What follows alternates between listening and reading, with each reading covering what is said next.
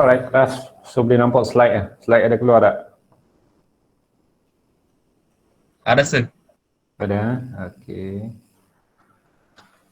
Okey, okey, ini last part lah dalam chapter 3. Kita akan tengok lagi beberapa subtopik yang kita akan cuba habiskan lah hari ni ya.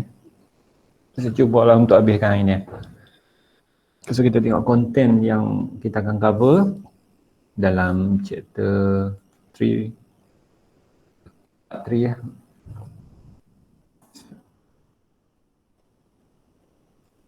Okay, so kalau tengok daripada konten ni nampak macam banyak lagi yang kita kena cover dalam proses-proses yang ada ni. Semua proses ni kita akan cover semua dalam chapter 3 part 3 lah ni, daripada die overcoat sampai last part iaitu boxing and labeling. Okay. Tapi yang bahagian ni actually kita belajar kita tak ambil banyak sangat lah, dia just belajar sikit-sikit je, mau belajar every part of process tu secara ringkas. So kalau mau tengok banyak, tapi actually kita just ambil sebuah sikit lah tentang proses yang ada tu. Okay, so hari ni kita akan cover semua proses yang ada lah, overcoat, kita ada molding, sealing, marking process, dan kita ada DTFS process, okay, lead finish, electrical testing, tape and reel, dry packing, boxing and labeling. So hari ni kita akan start dengan overcoat punya proses lah. Yang lain ni semua saya dah cover lah, back grinding, die preparation, die attach dan juga wire bonding. So yang lain ni kamu kena faham lah, maksud dia daripada awal punya proses ni sampai last punya part, semua ni merangkumi proses assembly. Actually ada lagi proses-proses lain, tapi kita ambil yang basic of assembly process dalam semiconductor. Semua yang terlibat ni saya cover lah, maksud dia saya ajar kamu macam mana kita nak buat proses pembungkusan IC yang sempurna lah. Maksudnya semua ni ada, every proses yang kamu belajar ni sebenarnya ada dia punya part dia lah, dia ikut flow yang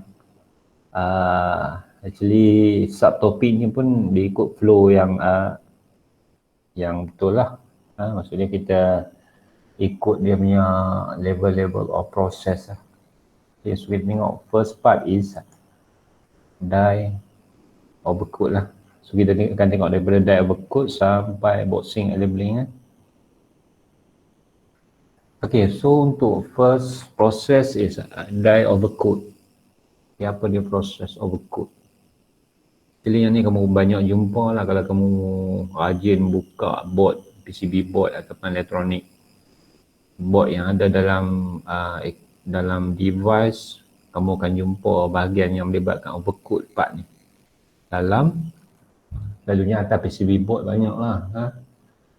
Ini salah satu proses yang actually dibuat lah dalam assembly process. Okay, kalau tengok definisi bagi overcoat, process of applying moisture resistive material over surface. Okay, yang ni actually dia macam letak satu material, resistive material lah di atas kita punya IC, kita punya part of active device lah ataupun komponen yang ada di atas. Satu board tu dia cover dengan satu material macam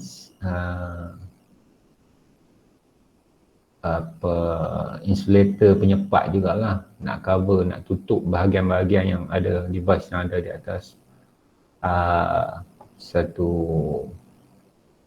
device lah. Okay, so dia tujuan untuk minimize package stress on surface of the dies to prove additional protection from corrosion. Actually kita nak protect kita punya bahagian device ni daripada terdedah kepada kelembapan lah. Kalau terdedah kepada kelembapan ni, dia boleh berlaku proses pengaratan, corrosion. Okay, silicon gel are effective for this purpose. Normally banyak menggunakan silicon gel lah. Maksudnya dia material resistive material tapi banyak based on silicon gel yang digunakan. Ya, yang ni adalah definisi bagi die stress, generation of excessive package stress on die which may result to electrical failure. Ini adalah salah satu daripada failure mechanism yang mungkin boleh berlaku juga dalam die overcoat ni lah. Okay. Maksudnya package ni dia boleh jadi ada stress ataupun ada tegangan pada package tu sendiri. Okay. Boleh menyebabkan electrical failure. So ingat yang penting ni bahagian definisi ni kamu kena tahu lah. Definisi untuk overcoat dan dari segi tujuan semua ni .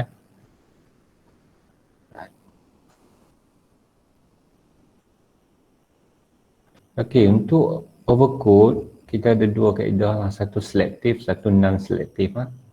Kalau selective, die coating dispense overcoat material on certain areas of dies only. Maksud dia kalau selective punya part ni kita akan coat pada kawasan-kawasan tertentu saja di atas die. Data permukaan die tu dia tak coat semua bahagian lah. Kita cuma cover ada certain area yang kita akan katuk dengan material, resistive material lah.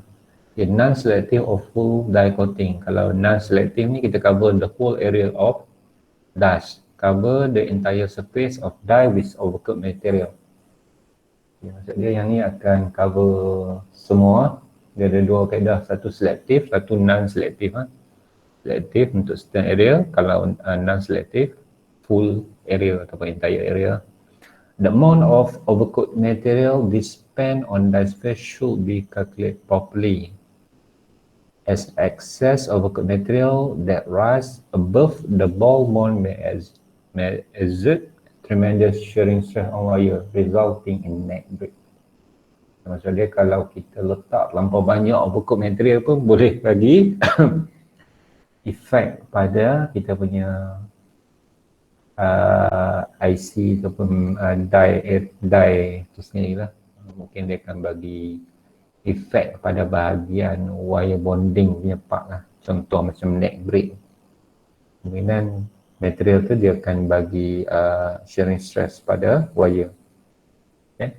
Boleh menyebabkan wire tu putus. Okay. Neck break ni maksudnya wire terputus pada bahagian berbola. Tengok ada ball bonding, so dia punya bahagian wire pada ball bonding tu tercabut. Ini antara tool yang digunakan lah. Ada die coating machine, time pressure, dispensing, spray system, spray monitoring, new spray head coating, dose head spray coating. Ini contoh-contoh alat yang digunakan untuk die coating lah.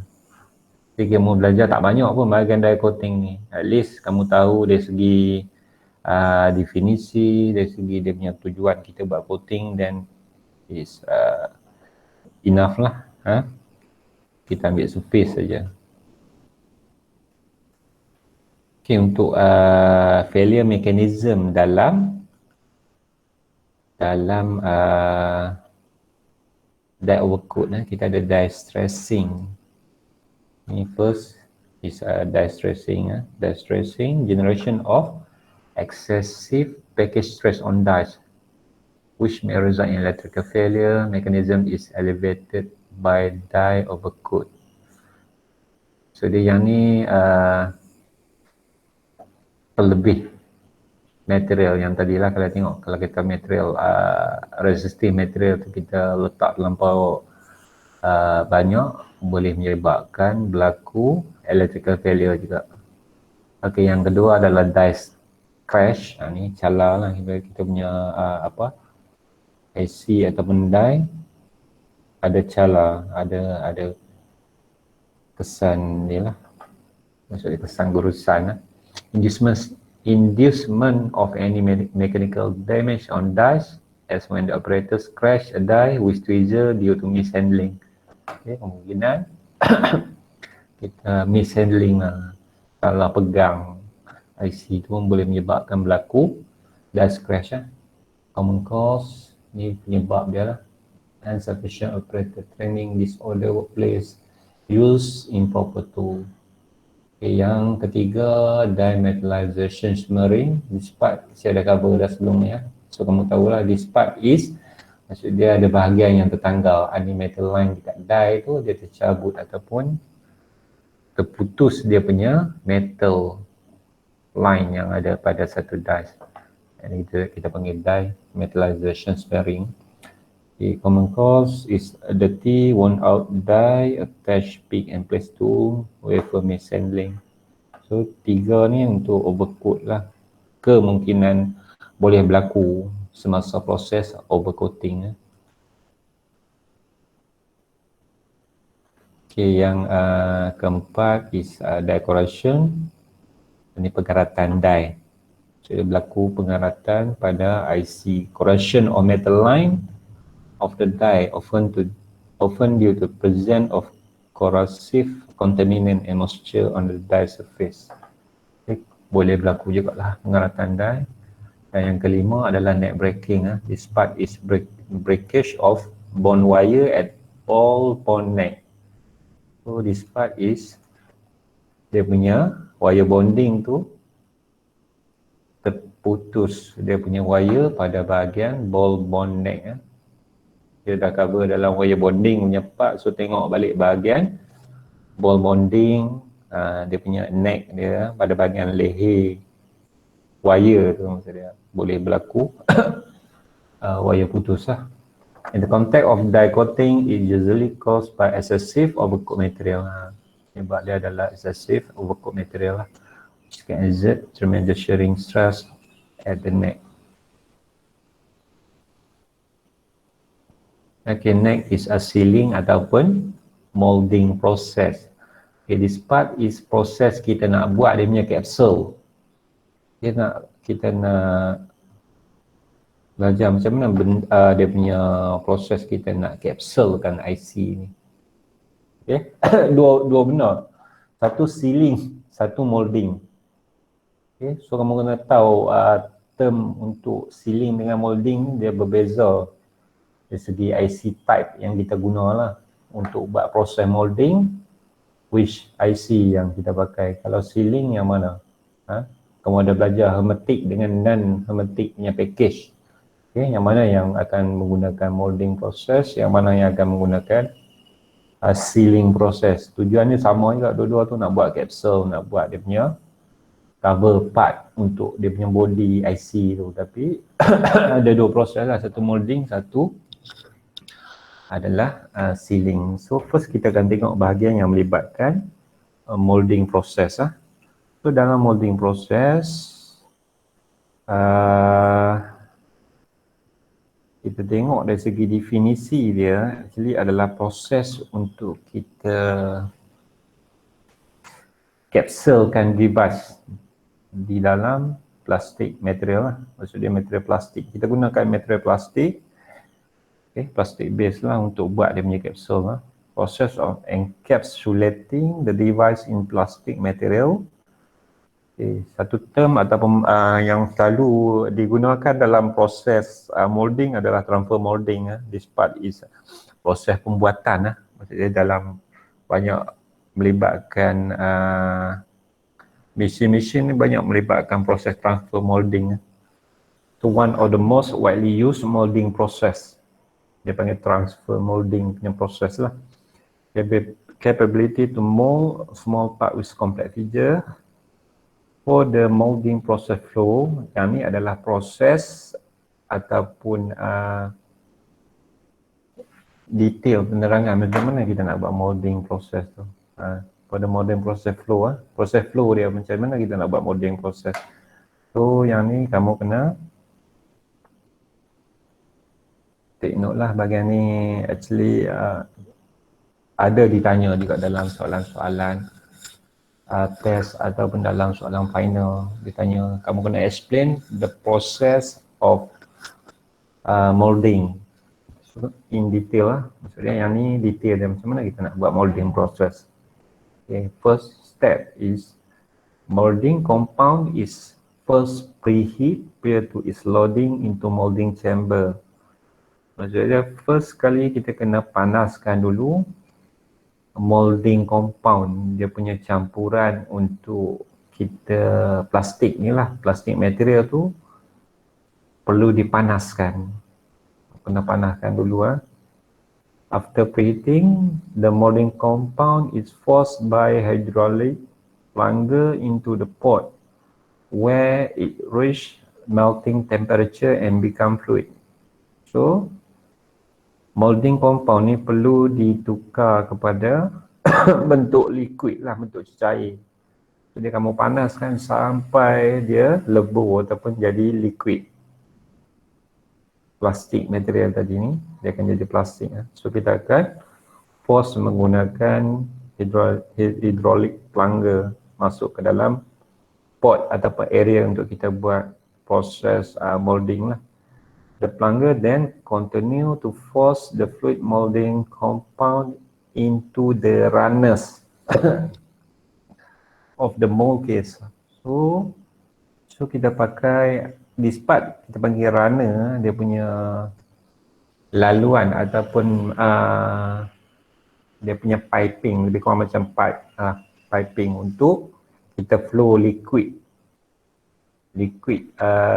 molding compound ni masuk ke dalam mold case. Ini dia punya acuan. This part is acuan untuk molding.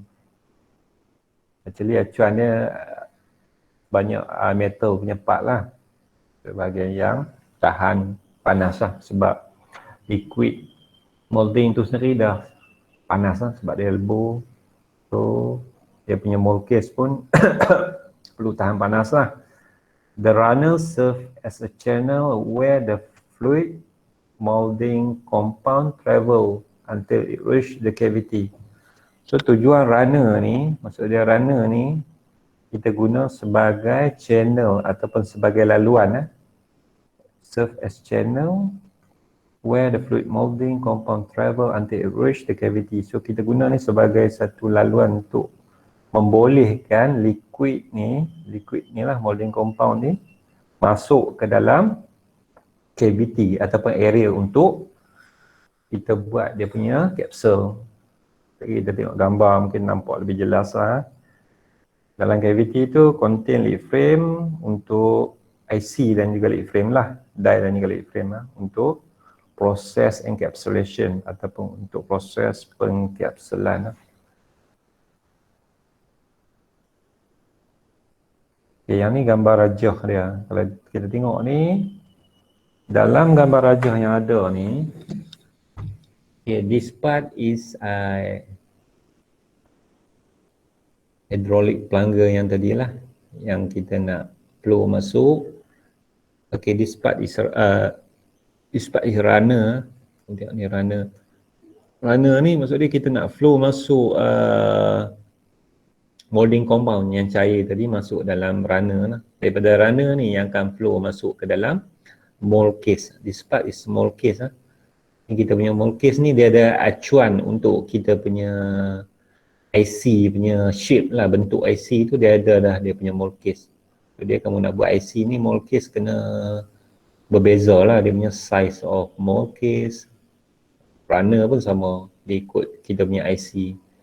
So dia kamu nak bentuk IC yang macam mana, jenis apa, DIP ke, SOC ke, SOIC ke, semua bergantung pada mold case kita. Mold case ni maksudnya design dia berbeza lah, ikut bentuk lah. Right, this part kalau kamu tengok daripada gambar aja, dia akan pump masuk liquid lah. Kita akan pump masuk liquid masuk dalam runners.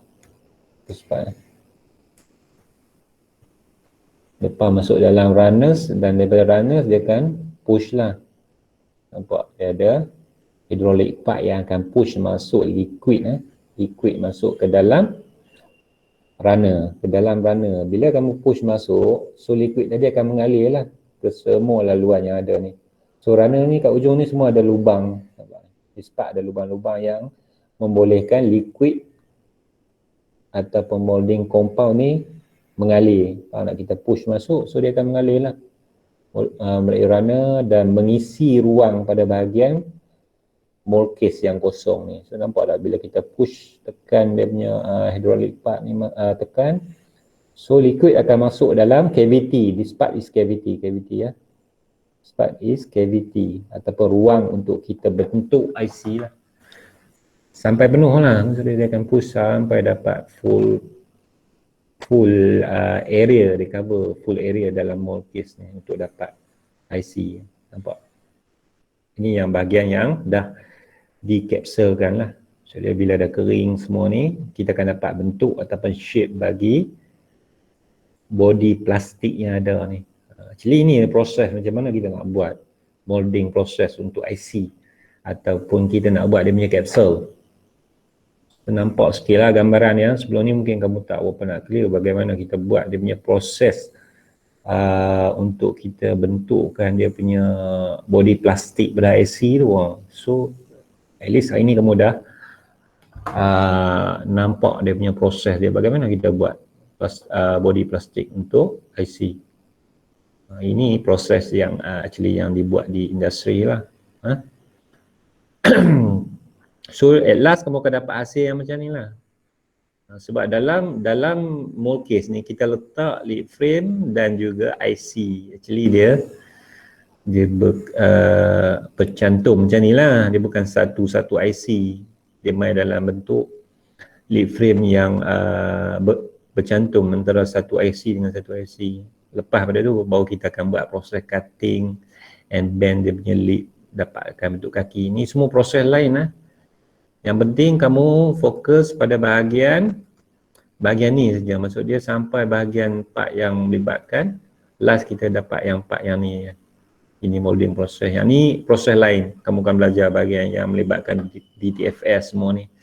Okay.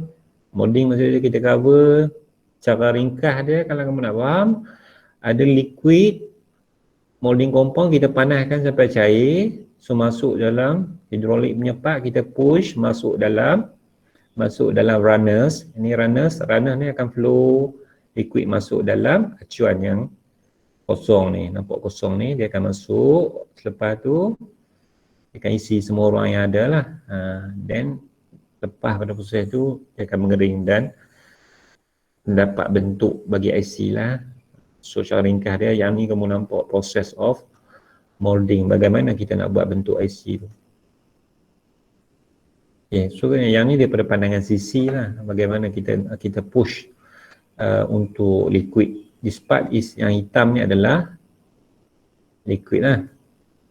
So kamu push masuk, this part dia push masuk, kita push dia punya hydraulic part untuk bagi liquid ni masuk ke dalam ruang yang ada dalam mold case. This part is mold case lah. Ni mold case. So dia akan isi lah. Dia akan isi ruang yang ada kat dalam ni. Sampai penuh lah. Sampai penuh. So yang ni kamu tengok pada bahagian yang melibatkan runners. Okay, kita isi runners. So dia akan flow ke dalam ruang yang ada ni. Semua ruang yang ada. Okay, ni contoh gambar rajah yang daripada incomplete pada complete punya part lah. Okay. Dalam runners tu kita ada dia punya, kita panggil strip lah. Strip 1, strip 2, strip 3, strip 4 ni kamu tengok. Maksud dia yang ni adalah laluan ataupun piping part untuk runners tu sendiri. Dia nak isi ruang. Kita ada runners 1, runners 5. Ni semua ada 5 flow lah. 1, 2, 3, 4, 5. Jadi bila kita push, liquid ni akan mengalir daripada sini, daripada bahagian ni dia akan isi pada bahagian flow pada bahagian ujung lah, dan mengisi semua part yang ada ni, semua slot yang ada ni. Faham lah? This part is fungsi runners lah. So kalau tengok ini complete daripada first step lah, daripada ruang mula diisi masuk separuh sampai dapat full part of IC. Cover semua bahagian lah. Mesti dapat complete lah. Yang ni kamu tengok tak complete kan. This part sampai kita isi sepenuhnya dapat complete part of IC lah. Okay, yang ni proses molding. Okay, siap kamu clear lah. Sebelum ni mungkin pernah dengar molding proses untuk IC ni. Molding ni actually dia general lah, boleh jadi proses yang lain juga. Tapi untuk IC punya part, this is molding proses. Bagaimana kita nak buat kapsul untuk IC? Very simple. Very simple punya proses. Nampak dia punya proses. Kalau daripada proses flow yang saya terang tadi ni, saya rasa taklah kompleks pun mana pun. Yang penting kamu faham dia punya part dia lah, bahagian runners, bahagian hidrolik punya part, dan kita ada cavity, kita ada mold case punya area untuk kita buat molding proses. Alright,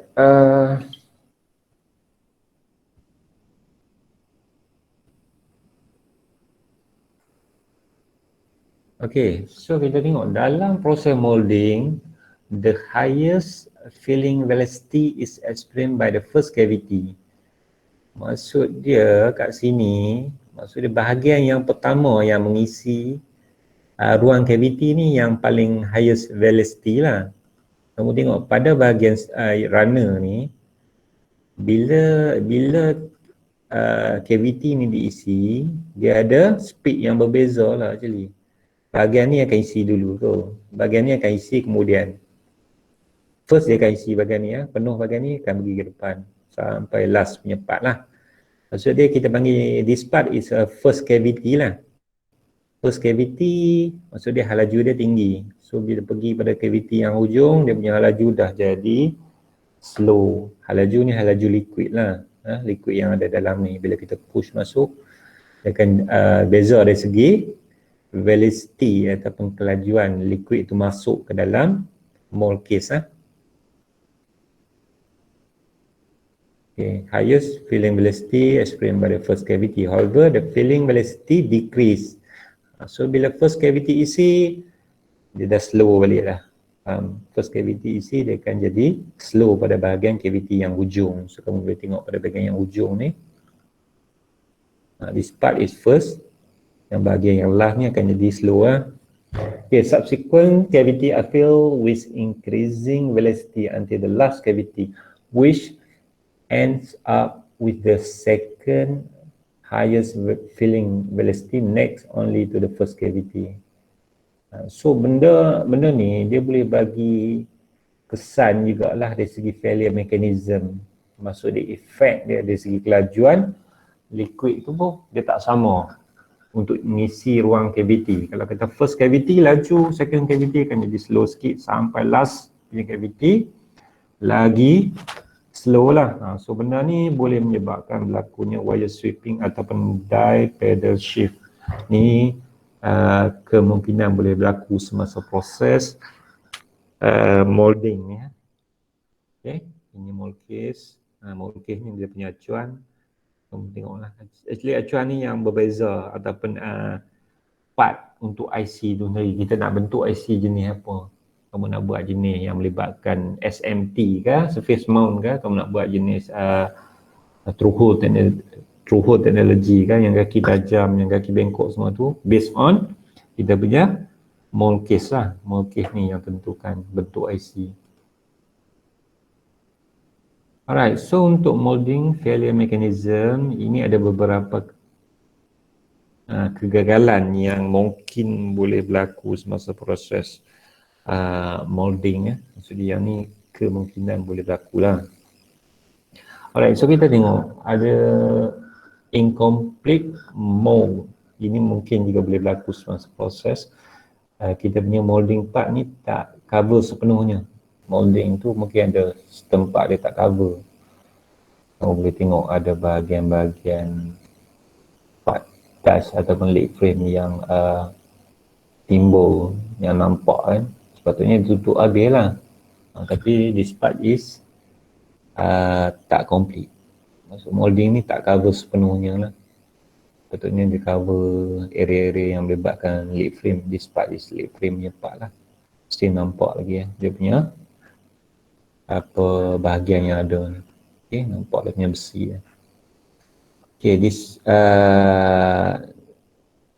second is delamination. Delamination ni maksud dia punya sempadan, area sempadan di antara lead frame dengan compound ni tak complete lah.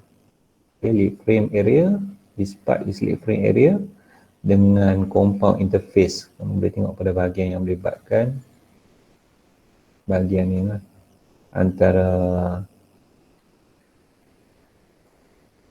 bahagian lead frame dengan bahagian plastik. This part is plastik, this part is lead frame punya area lah. So dia punya apa gitu, area sempadan between both area ni dia tak complete lah. Boleh nampak dia punya lebih kurang macam ni lah. Maksud dia tak complete lah, incomplete punya proses. So kita boleh nampak region ataupun ruang di antara lead frame area dan juga this part is plastik punya part lah.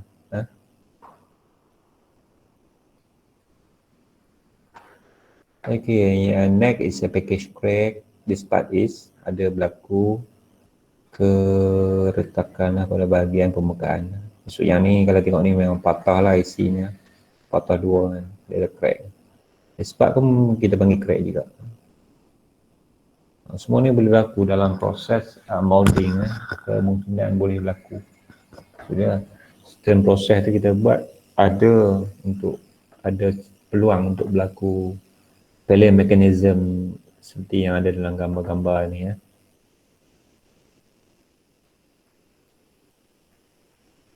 Okay, so yang tadi clear untuk molding punya part habis. So kita tengok bahagian sealing. Actually sealing ni proses yang sama je, kita nak buat dia punya capsule. Tapi sealing ni kita buat proses untuk hermetic package. Kita pakai hermetic package. Hermetic package ni maksud dia selain daripada plastik base punya package. Bukan package yang melibatkan plastik cover lah. So hermetic tengok balik dalam chapter 2 kita belajar this part is hermetic package dengan non-hermetic package. Kalau non-hermetic itu plastik base kan. So kalau hermetic package bukan plastik base lah, sama ada kita pakai metal ke ceramik punya cover. So dia tak pakai plastik lah. So sealing process of encapsulating hermetic package usually by capping or putting a lid over the base or body of package. So yang ni dia pakai capping ni macam kita dia bukan proses molding lah, tak melibatkan molding proses. Okay, just letak dia punya cover ya.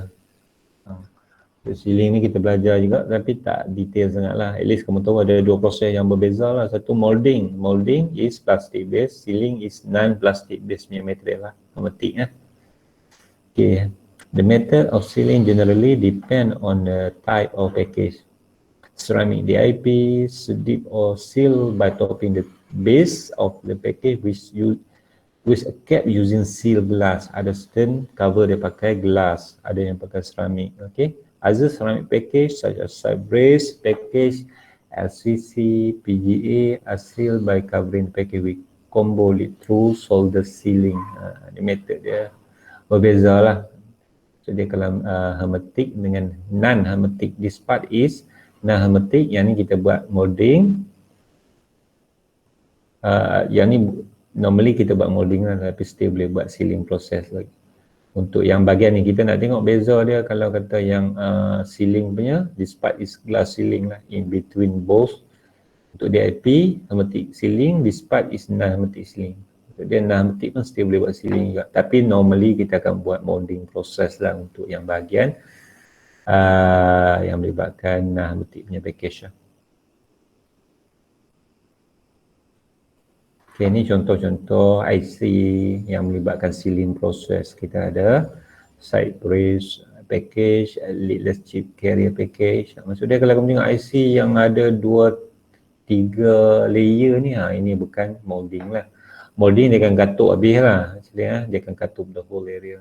This part ni kita tak buat molding proses lah. Sebab yang ni still kena ada bahagian-bahagian lain yang ada. Contoh macam ni lah, kamu tengok dekat top view nya, top area ni dia ada surface lain selain daripada plastik base ataupun ceramic base lah. So this part is kita panggil sealing punya proses lah.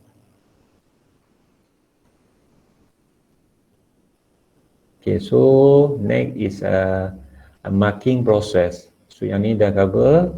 Sekarang kita tengok macam mana nak buat marking. Nak buat dia punya label untuk IC. Okay. Dalam marking proses, definisi bagi marking actually adalah, ingat marking ni kita nak buat dia punya tanda untuk IC tu. Kita nak buat dia punya labeling. Process of putting identification, traceability and distinguishing a mark on IC package. Maksudnya kita nak ada semua ni data. Actually dalam IC kamu kena ada identity untuk IC lah, dengan traceability. Jadi kita boleh trace dengan senang, dia ada coding kan, dan juga mark, tanda pada IC. Jadi tanda ni ada untuk tahu dari segi dia punya kaki, number kaki lah, kaki 1, kaki 2 kan. Kalau tak ada tanda, boleh jadi kamu terbalik dia punya side dia. So actually dia ada mark juga. Okay, so dalam IC actually dia ada device name, kita ada company logo, date code, lot of ID. Ini example untuk maklumat yang perlu ada di atas permukaan IC. Maksudnya atas kapsul kita, atas plastik molding kita tu ada maklumat yang melibatkan semua ni. Ada company, nama device, so ada code, ada company logo, semua ni lah, lot ID semua. Some mark are put the package during assembly and some mark are put on the package during test. So kita boleh buat marking ni sama ada nak buat semasa assembly, semasa pemasangan ataupun semasa proses untuk testing. Okay, dia tu common marking process. So dua kaedah dalam marking. Satu kita boleh buat secara ink marking, satu secara laser marking. Dua kaedah dalam proses marking. Kalau ink marking ni maksudnya kita pakai stamping method. Kamu macam buat chop lah, macam chop baju tu. So yang tu ink marking. Lagi satu method adalah laser marking.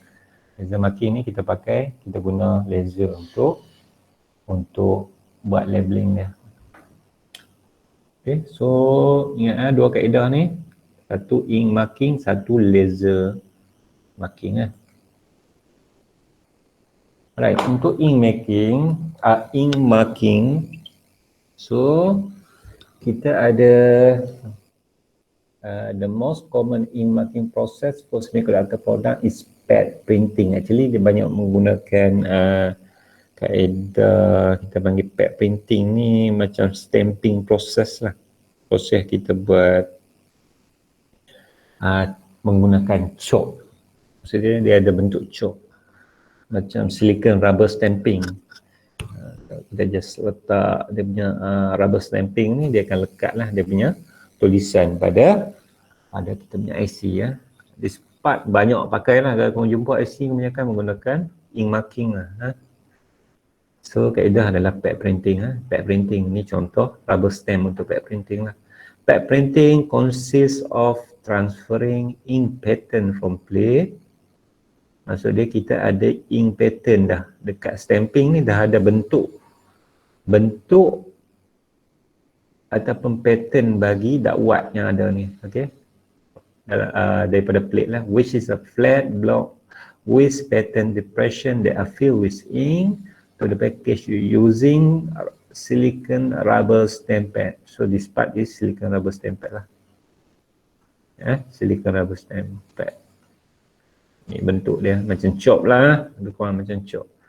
Silicon rubber repel ink, making the transfer of the ink clean and efficient.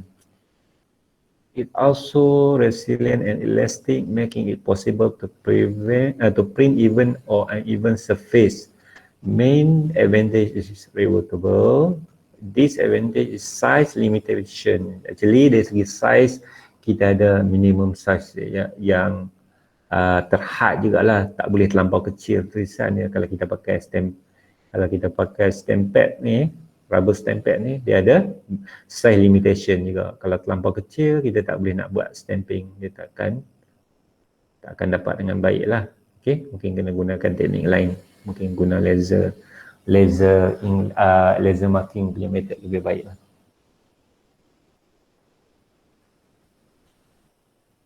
Okay, laser marking refer to the process of engraving mark on the marking surface using laser beam. So yang ni kita pakai laser source. Okay, maksudnya kamu tembak laser lah. Okay, satu kaedah lagi adalah laser marking. Tadi ink marking. So sekarang yang kedua adalah laser marking. So actually kalau menggunakan laser, maksud dia ada, kita panggil engraving mark ni. Maksud dia tanda macam kita, dia ada tulisan yang tertanam kat dalam ni, faham? Daripada laser lah, kesan daripada laser tu, macam kamu gores gitu. Tapi yang ni kita guna laser source lah. Nampak? Dia ada macam lubang tu, effect of laser punya part lah. Okay? There are many type of laser, but one use or in use of semiconductor industry, including the CO2, kita ada YZ laser dan juga diode laser. Okay, main advantage is accuracy ya. Kalau tengok dari segi kelebihan, kalau kita pakai laser ink adalah accuracy lah. Satu kelebihannya adalah dari segi ketepatan ya. Tulisan dia akan jadi lebih sharp, lebih baik lah. Small size is no problem. Disadvantage is not workable. Actually, this part is more cost lah compared to stamp pad punya method is lebih rendah dia punya costing dia kan. This part is actually susah kita nak handling lah. Laser ni bukan kita boleh handling dengan mudah actually, sebab dia berbahaya jugalah. Okay, so comparison, kamu compare lah between e-marking dengan laser marking, which part is better, which part is boleh jadi advantage, yang mana yang jadi disadvantage untuk kedua-dua kaedah ni ya. Kamu just buat comparison lah. Okay, common failure mechanism untuk marking, kita ada beberapa jenis failure yang mungkin berlaku dalam proses marking, missing mark. First is missing mark ataupun missing character, absent or incomplete mark on package. Maksud dia tak complete. Tulisan kita tu mungkin hilang huruf dia ataupun logo ke. Maksud dia yang ni adalah missing mark, missing character. So kamu kena ni lah. Maksud dia failure mechanism ni kita refer dekat marking process. So this part semua boleh berlaku semasa marking ni. A misoriented mark, improper orientation of mark on package. Maksudnya tak dari segi position kita punya marking tu mungkin tak betul lah, dia punya orientasi dia sengit macam tu lah. Maksudnya tak tepat dengan bentuk IC tu. Jadi part bagi misoriented punya mark, wrong mark format, use incorrect font, positioning, arrangement of character of the mark. So yang ni boleh jadi format tulisan yang kita tulis, kita nak ada atas IC tu tak betul lah. Mark permanent failure, inability of the mark to remain on the package. Actually mark ni lama-lama dia akan hilang juga. Kalau kamu perasan kat IC tu, tengok label dia macam dah kelabu, dah tak nampak. This part is kita panggil mark permanent failure lah. Dia tak boleh, dia ada jangka masa jugalah. Ink jenis ink mark ni actually dia ada jangka masa juga. Dalam 4-5 tahun tulisannya dah hampir-hampir nak hilang, boleh jadi ya. Can be due to inappropriate ink, use improper, prepare ink, inadequate inking and marking surface contaminant. Okay, yang last part is inadequate mark contrast, poor readability of the mark as a result of inadequate color contrast. Jadi kalau kita punya color contrast between tulisan yang kita nak tulis atas body IC tu dengan warna ink tu, kalau dia hampir sama, dia punya kontras dia, kita tak nampak jelas. Ada poor readability ya. Mungkin kalau kita pakai tu kelabu ke, dia jadi inadequate, dia mark kontras lah. Tak nampak lah tulisan yang hampir-hampir macam nak hilang tu di part. Salah satu sebab lah di part. Alright, so kita sambung terus ya. Kita nak habiskan ni. Right, kita ada lead finish Lead finish, next process adalah proses lead finish lead, kita tengok apa benda lead finish Okay, lead finish salah satu proses dalam assembly juga. Cuba kita nak fahamkan ni bila masa nak buat lead finish ni. Okay. Proses lead finish actually kita applying the pengikut of metal over lead of IC. Maksud dia kita punya lead frame punya part tu kamu kena coat dengan metal. Ada tujuan dia lah. Bahagian yang melibatkan lead, bahagian-bahagian kaki. Maksud dia yang berhubung dengan kita punya IC tu, actually kita protect dia dengan metal lah, kita coat dengan metal, kita akan cover dengan metal punya material lah. Tujuan kita buat lead finish adalah untuk protect lead against corrosion, abrasion, improve solder ability, improve appearance of the lead. Okay, dua kaedah dalam lead finish, kita ada plating, kita ada coating punya method. This part is dia punya teknik kita ada satu, kita panggil plating, satu coating. Ni semua ni adalah tujuan kita nak buat lead finish.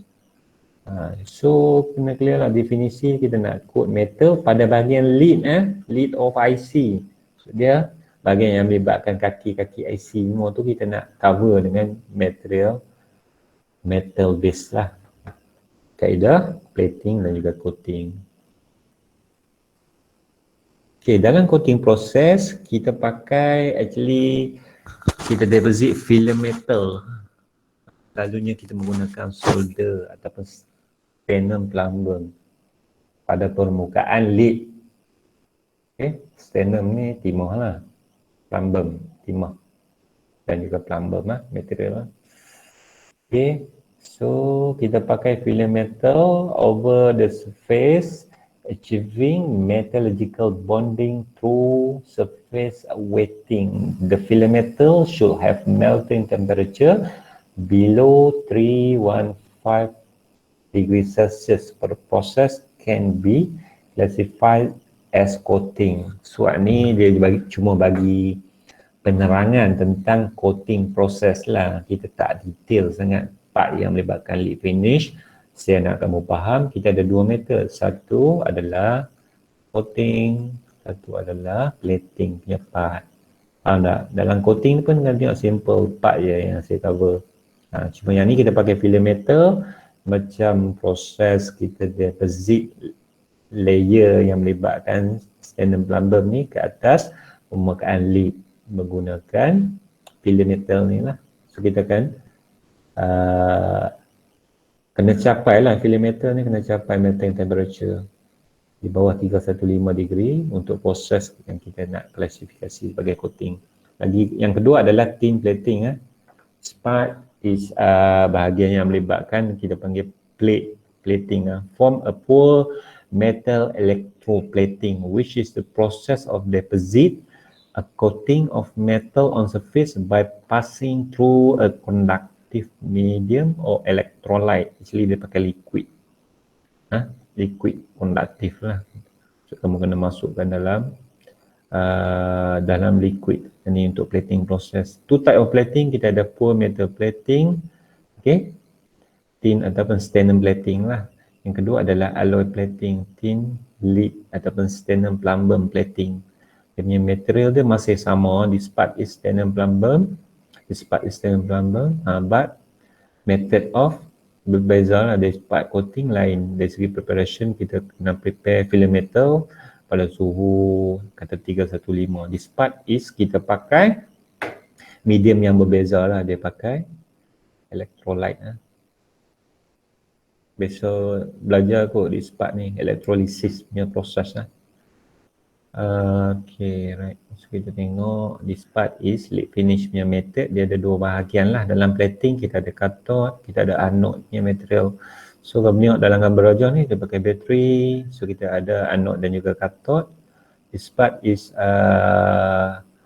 object to be played. This part is kita punya source of metal part yang kita nak platekan pada bahagian IC kamu. So bahagian IC kamu should be area ni lah. Ini bahagian yang kita nak platekan. So yang ni dia punya material dia akan sadukan pada permukaan ni lah. Melalui proses elektrolisis lah. This part kita panggil electrolyte punya proses lah. Dia guna liquid. This part is liquid lah yang hijau ni. Kamu rendam dalam liquid, kita bagi current flow antara anode dengan kathode punya part. So dia akan flow lah. Material ni akan disadukan pada bahagian kita punya IC ataupun bahagian yang lead. Okay. Material to be plate, source material. This part is source material. This material to be plate. So yang akan berlaku, bahagian daripada source material ni dia akan flow ke bahagian material yang kita nak platekan. This part kita panggil electrolyte punya proses elektrolis. Okay, dia ada flow di dalam liquid. Jadi kita panggil plating punya proses lah. Okay, untuk common lead finish failure mechanism, kita ada lead corrosion. Corrosion of lead due to imperfection of lead finish, poor solder ability, insufficient wetting of solder often caused by contaminant, excess additive, inadequate plate thickness. Mungkin tak cukup dia punya proses kamu deposit metal part. Okay. Thin whisker, formation of very thin extrusion of thin material from the lead finish that can result in electrical shorting between adjacent pin, observed in poor thin plating or alloy system with high content of tin. So yang ni dia panggil thin whisker punya failure mechanism. Maksud dia ada wujud satu lapisan nipis material ni lah, sternum ni pada permukaan lead finish. Tengok gambar ni. This part is sternum type of defect on sternum deposit, a filament with sternum whisker. This part is sternum whisker lah. Maksud dia ada bekas ataupun material sternum, okay, terpenting ni pada permukaan surface kita punya ni lah, bahagian lead. Okay. This is failure mechanism yang mungkin boleh berlaku lah, yang melibatkan lead finish.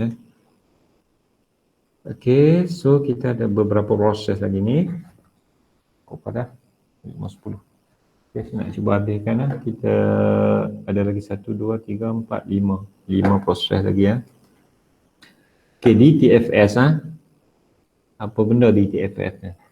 Okay, so kamu kena tahulah term ni kita ringkaskan dia punya DTFS. Deflash Trim Form Singulation. Tapi dalam bahasa ringkas dia kita panggil DTFS. Faham tak? Kita tak panggil lah deflash trim form dengan singulation tu. Just panggil nama ringkas dia adalah DTFS proses. Dia ada alat ataupun mesin untuk buat proses semua ni. Bila masa kita nak buat DTFS proses? Masa mana? Lepas siap molding ke? Maksudnya kamu kena tahu jugalah apa fungsi proses DTFS. Okay, kalau tengok dari segi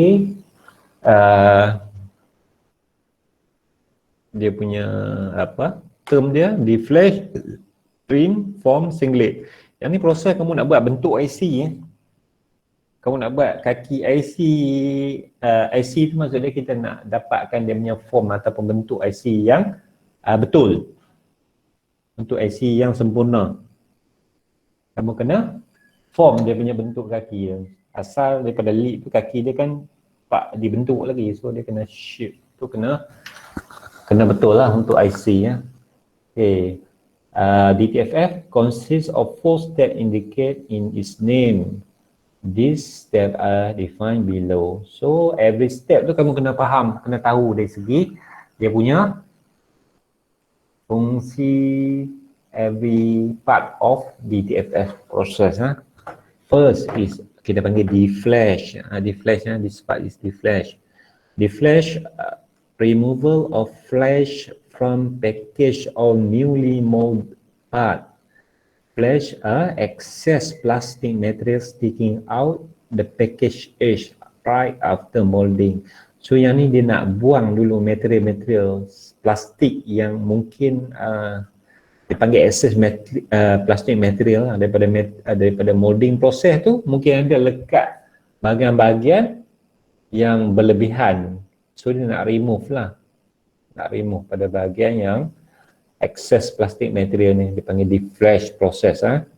Yang kedua adalah trim. Trim adalah cutting of the dumbar that short the lid together. Kalau kamu bosan dalam lid frame ni, dia terikat dengan lid frame yang bersebelahan. Contoh dia lid frame ni, dia ada, dalam lid frame ni dia ada banyak IC kan. Contohlah. Jadi kita ada satu lid frame, ada banyak dalam ni. Ni semua lid frame ni dia terikat. Ni kata satu IC kan.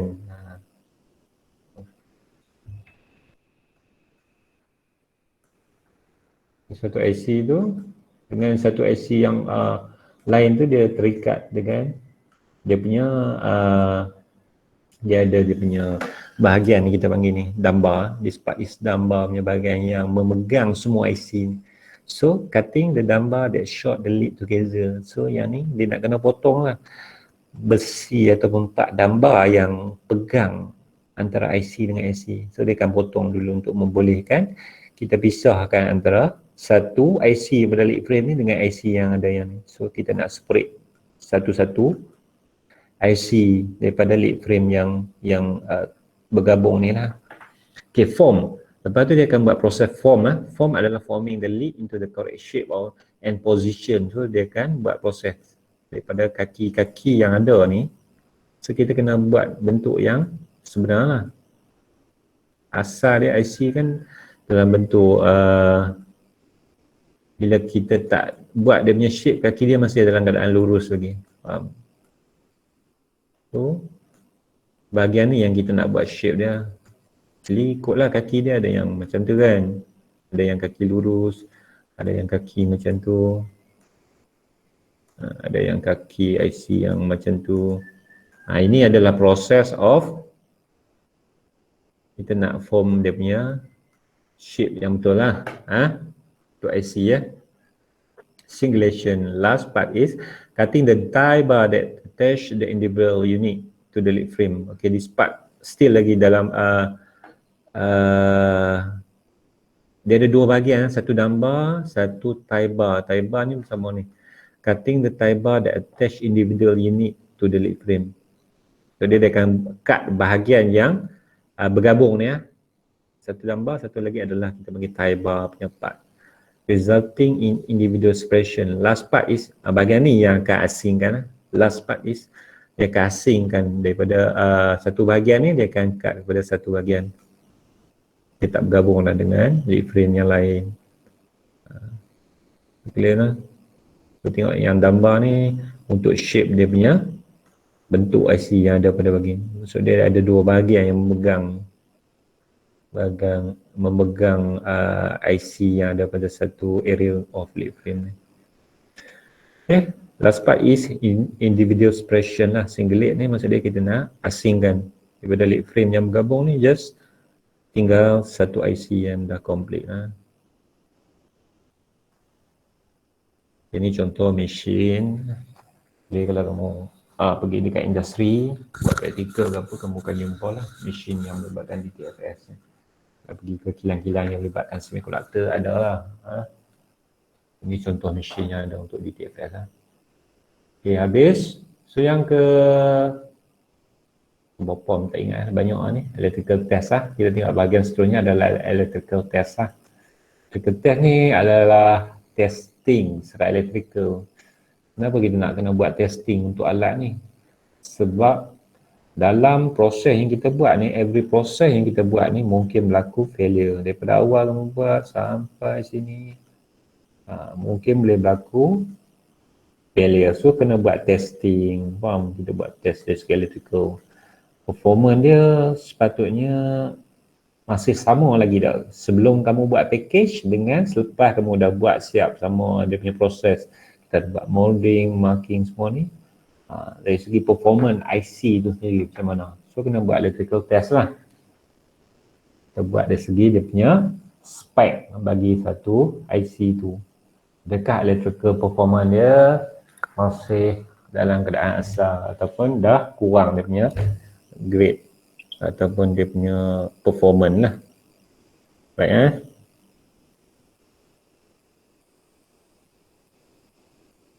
Okay.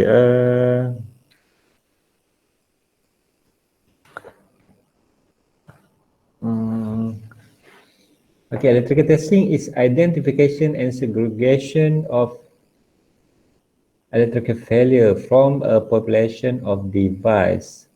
Actually kita ada kita panggil ni lah. Kita nak tahu dari segi identity dengan dia punya sifat bagi electrical dia. Nak test lah, kita nak buat ujian lah. Nak tahu device kita ni okey ke tak okey. Electrical failure is any unit that does not meet electrical specification defined for the device. Maksudnya yang mana yang tak memenuhi electrical spec untuk device tu, dia akan consider sebagai electrical failure. So dalam proses ni dia dalam electrical testing dia ada machine atau alat dia lah. Electrical testing consists providing a series of electrical excitation force to the device under test ataupun DUT and measuring the response of DUT. Jadi kita bagi electrical force, dia check dia punya respon macam mana. Okay, di part yang kita tentukan dari segi failure dia sama tak dengan electrical spec yang asalnya. Jadi kita dah ada spec bagi electrical performance dia. So dia akan test, dia akan compare dengan electrical spec yang asal. Adakah masih memenuhi spec yang asal, macam mana dia punya keadaan. For every set of electrical stimuli ataupun respon, measure response is compared to the expected response, which is usually defined in term of lower and upper limit. So kita ada range untuk testing dia. Dia ada lower limit, upper limit, value yang kita dapat. Contoh untuk kita test lah. Dari segi volt dia ke, okay, segi current dia ke. Maksud dia yang ni ada nilai yang tertentu dalam range yang tertentu.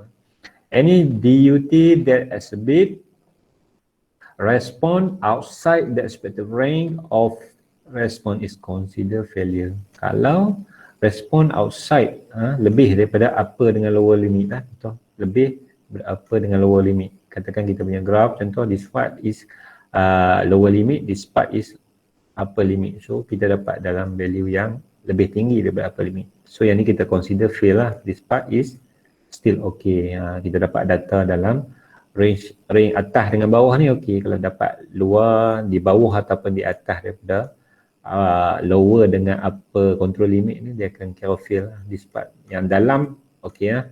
Ini adalah electrical test lah. Okay, last part is strip testing. Strip testing ni kita boleh buat proses ataupun electrical test semasa dia dalam keadaan lead frame lagi.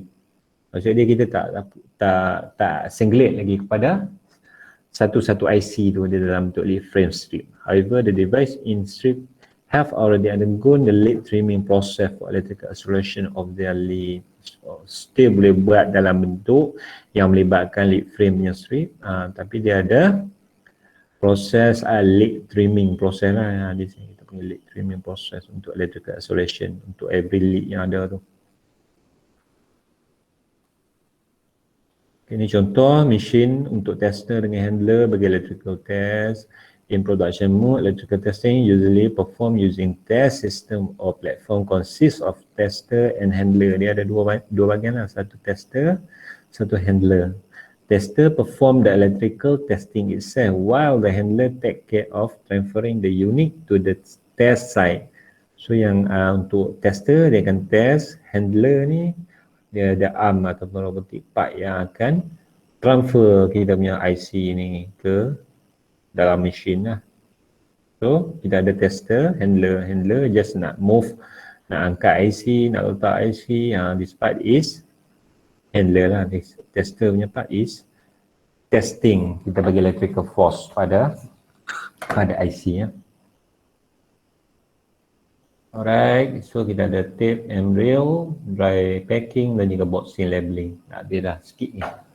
Okay, untuk tape and reel is process of packing surface mount device SMD by loading them into individual pocket comprising what is known as a pocket tape or carrier tape. Actually kalau kamu jumpa IC kita beli, dia dalam bentuk kita panggil pocket tape ataupun carrier tape. Macam ni lah kalau kita beli dalam jumlah yang banyak. Ini adalah example of carrier tape. Dia bukan bungkus satu-satu macam kamu beli barang tu. Actually ini adalah dia punya tempat simpan IC. Kita panggil carrier tape. Dia bentuk roller macam ni. Dalam ni ada IC. Kalau kamu beli dalam jumlah yang banyak, kamu akan jumpa lah.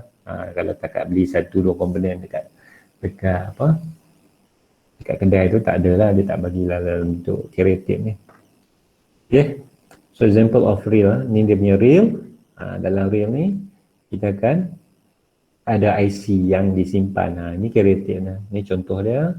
Dia ada carrier tape untuk kita letak IC dan yang IC akan disimpan dalam bentuk carrier tape ni lah. Dalam ni ada banyak IC ya.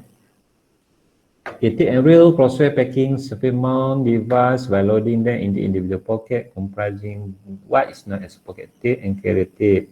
The unit are sealed in carrier tape with a cover tape, usually by heat or pressure. The carrier tape is wound around the reel for convenient handling and transport. The reel is enclosed in a reel box before it's finally shipped to the customer. So kena dalam bentuk yang macam ni baru kita buat shipping kepada customer lah. Okay, dry packing, boxing and labeling kan last lah. Ni tak ada apa lah, kita akan habis lah. Dry packing process putting moisture sensitive plastic surface mount device in moisture resistant bag or moisture barrier bag to prevent them from absorbing moisture. Actually kita buat bentuk packing tu dalam bentuk dry packing lah. Okay, packing yang kering. Moisture ingress into plastic package can result in popcorn cracking during board mounting.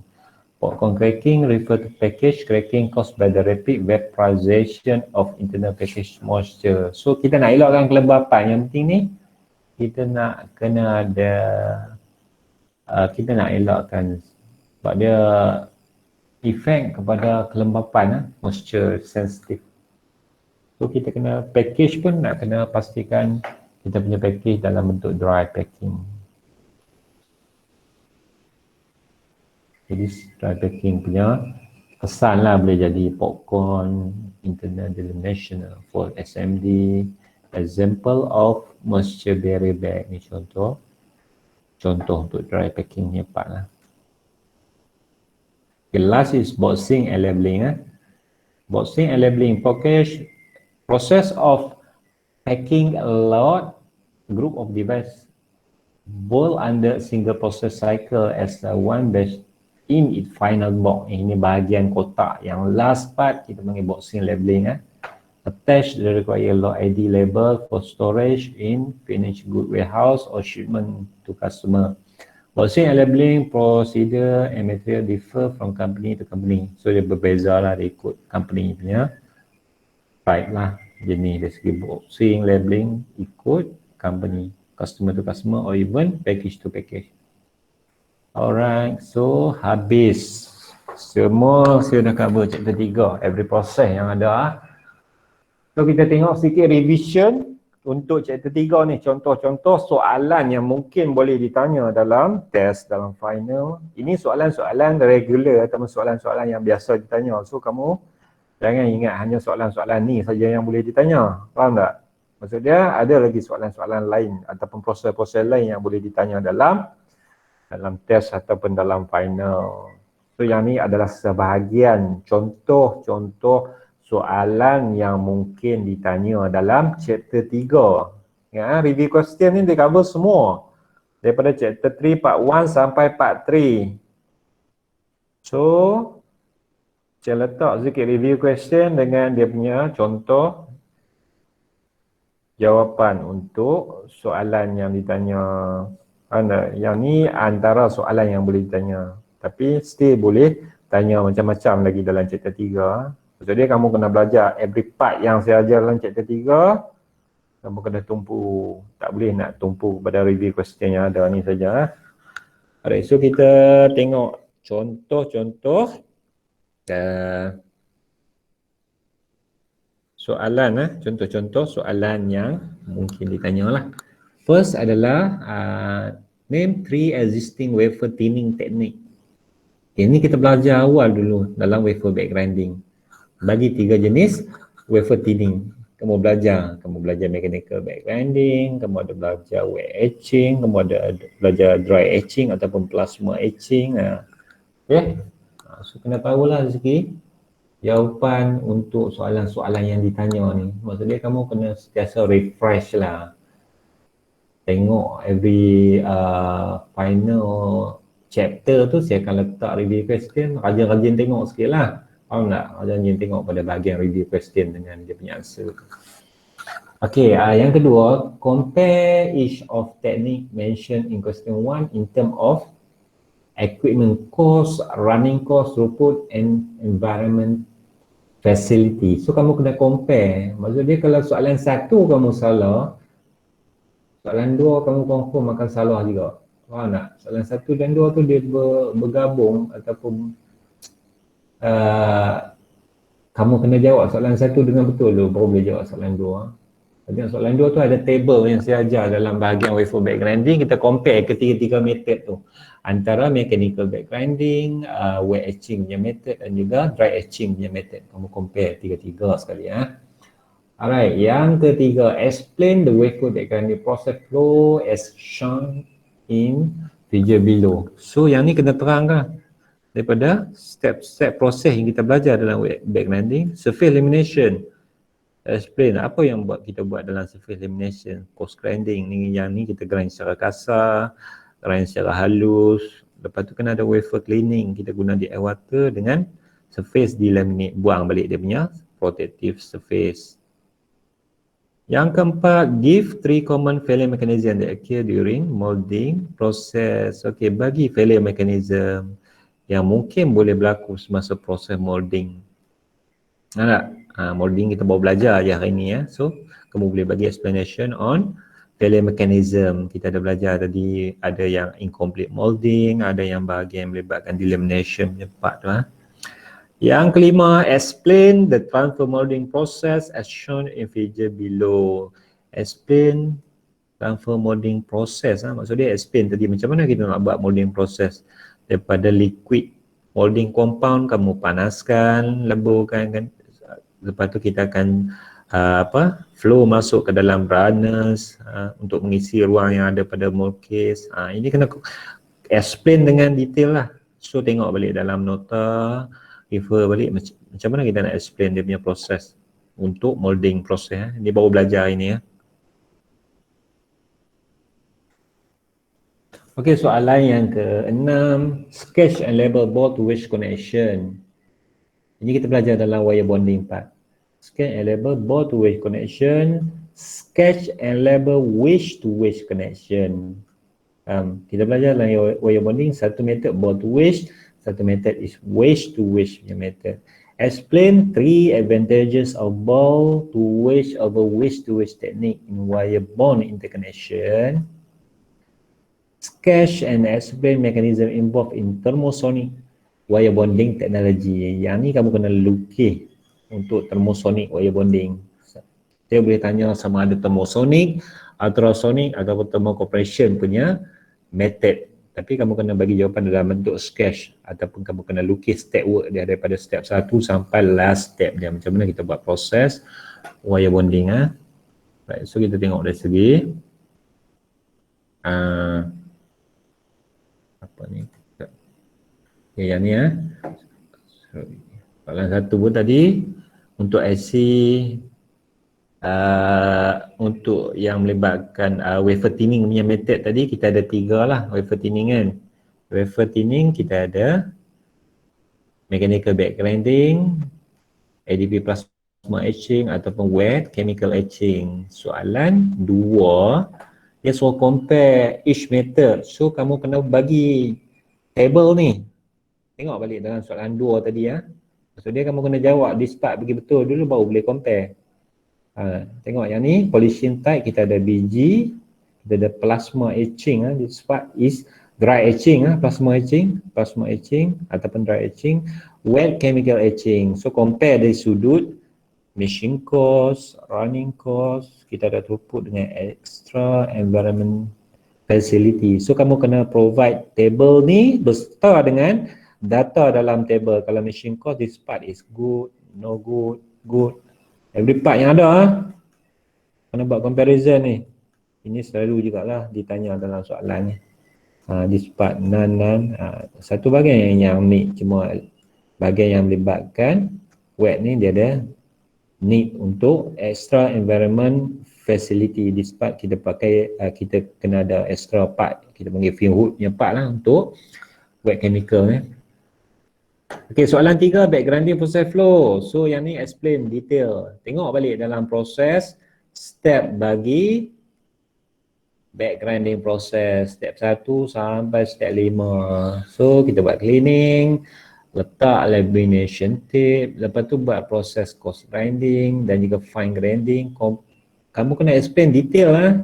Jadi tak boleh nak simplify dia punya proses ni lah. Every step ni kena ada dengan jelas lah. Kalau kamu tinggal satu step pun kamu dah kurang markah lah. Yang keempat, failure mechanism dalam molding process. So kita ada beberapa jenis failure. Okay, this part is incomplete mold delamination. Kita ada crack. Okay, soalan 5, transfer molding process ni baru belajar yang tadi ni detail proses ni. This part is explanation of molding process. So kamu kena complete explain every process yang ada ni. Step 1 tadi kita nak panaskan molding compound, nak force masuk pakai hydraulic plunger, bagi sampai dia punya melting temperature jadi liquid, and then kita force masuk liquid dalam runner. Runner ni berfungsi sebagai laluan untuk membolehkan liquid masuk dalam dia punya mold case dan mengisi ruang yang ada pada bahagian lead frame dan juga dice lah. Okay, soalan seterusnya, soalan 6, ball to wedge connection. So kamu kena lukis beserta dengan label. This part is ball to wedge. Ini ball di wedge. Yang soalan 7 adalah wedge to wedge. Jadi wedge to wedge. So lukisan pun kena betul lah. Lukis bentuk yang betul. Jangan nak lukis lukisan lidi simple-simple. Lukis macam mana yang ada dalam gambar macam ni. Faham? Every label yang ada kamu kena letak lah. Semua label yang ada ni. Jangan tinggal satu pun. Okay. Jadi kamu tinggal, kamu akan dipotong markah every part yang ada. Label-label yang ada semua. Ya. Okay, soalan 8. Advantage untuk ball to wedge over wedge to wedge punya method. So, yang ni jawapan ni memang spesifik, kamu tak boleh nak jawab ikut yang kamu faham lah tak? Ini jawapan yang saya nak. Advantage kalau berbanding ball to wedge dengan wedge to wedge punya method, kamu kena bagi dalam bentuk jawapan yang macam ni. Wire from ball to wedge can be lead off in any direction automate, facilitate automation. Maksud dia wire daripada ball to wedge punya method dia boleh pergi mana-mana arah, so boleh buat untuk automation lah. Wedge to wedge only has one direction to move. Maksud dia kalau wedge to wedge punya method, kalau bentuk macam ni dia kena move wire selari dengan arah kaki lah, dia tak boleh nak move arah lain bang. Kita nak tak boleh nak gerakkan ke atas bawah, tak boleh lah. Di part boleh sebab ini ball, dia tak ada masalah kamu nak move mana pun. Nak pergi kiri kanan tak ada masalah. Tapi yang ni tak boleh. Ini dah arah ni, so kena pergi ke arah sana aja. Faham? Bila kamu buat first bonding kat sini, dia tak boleh nak patah balik, nak pergi ke belakang tak boleh. Ini tak boleh. Faham? Dia kena ke depan je. Right, travel parallel to the bound foot. Faham? Travel parallel to the bound foot. Maksud dia kena selari dengan bentuk kaki yang asal. Semua deviation create micro crack. So akan ada rekahan kalau kita tak selari dengan bentuk kaki asal yang ada ni. Wedge to wedge come off at small angle to the substance. So kalau tengok dari segi angle dia, this part is lebih rendah. Dia punya shape dia kalau yang melibat. Dia punya looping ni antara apa orang kata, wedge to wedge punya method. Kalau compare this part lagi tinggi lah. Ball punya method ni, ball to wedge punya method dia lagi tinggi. Ini lebih rendah. So ada kemungkinan untuk wedge to wedge punya method ni dia akan bersentuh contact edge of active device.